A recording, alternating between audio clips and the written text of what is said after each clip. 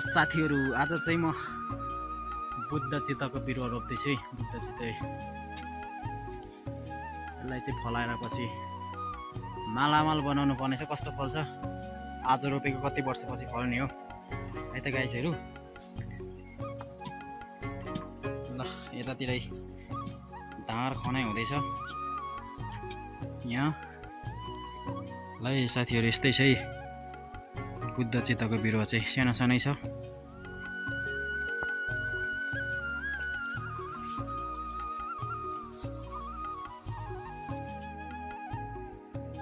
साथीहरू बुद्ध चित्तको लागि मल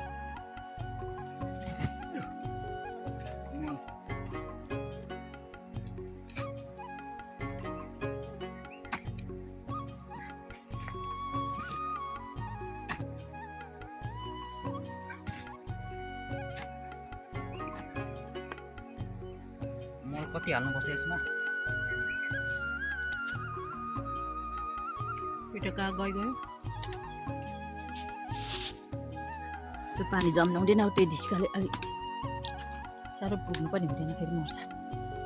साह्रो पुर्नु हुँदैन, धेरै पुर्नु हुँदैन, त्यत्रो पुर्नु हुँदैन। लिफाका पिठान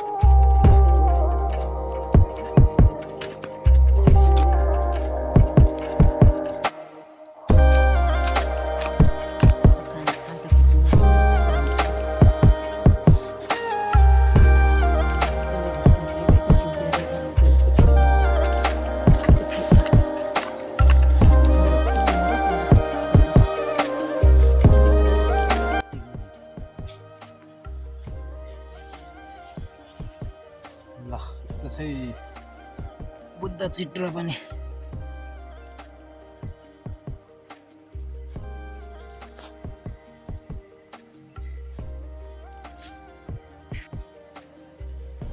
है साथीहरू।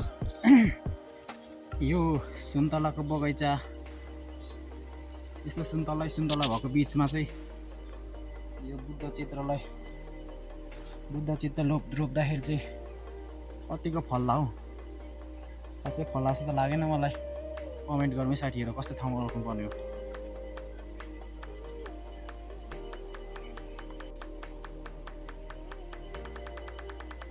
यो अस्ति नै रोप्दै गरेको कोदो चाहिँ हाम्रो यस्तो भइसकेको छ है। अस्ति नै त्यो रोप्दै गरेको भिडियो हालेको थिएँ, त्यो कोदो चाहिँ यस्तो भइसकेको छ है। यस्तो छ यो। मैले अनि झङ्गा लाउँदै गरेको काँक्रालाई ठाँक्रा भन्दै लाउँदै गरेको काँक्रा चाहिँ त्यो फली पनि छैछ है। यो त एउटा सानो मात्रै हो, यो अरूमा ठुलो फलिरहेछ। छिप्पिसक्यो। यहाँ चाहिँ सयपत्रीको फुल बिरुवा रोप्ने बेला भएछ अब। यस्तै छ है सिमल तरुलको बोट।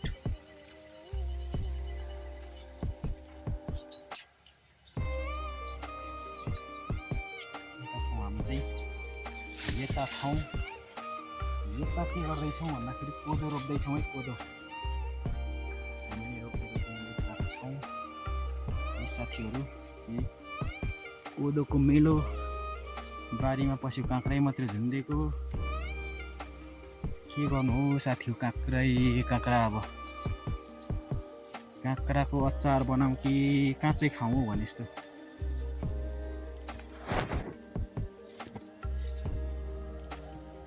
सयपत्री चाहिँ हाम्रो त यस्तरी पो बारीको छेउ हुन्छ त। एउटा काम गर्दा अर्को पनि काम हुने हाम्रो आमाको सिप बुद्धि। अनि हाम्रो राते काइला चाहिँ ऊ तल बाँदर गोठाला गर्दैछ। यहाँ बाँधेन भने चाहिँ यो मकैहरूको चाहिँ फेरि ढुट्टो बाँदरले। हाम्रो कुकुरले गर्दा मात्रै यो मकैहरू बचेको हो। यतातिर निकालिसक्यौँ है त साथीहरू।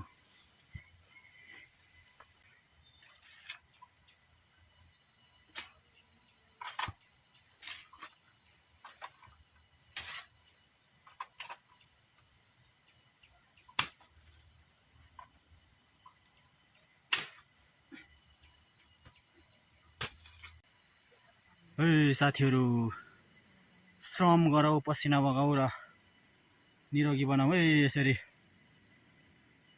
श्रम गरेको पसिना आइहाल्यो, पसिना निस्केको निरोगी भइहाल्यो। म त त्यही भएर खन्दैछु।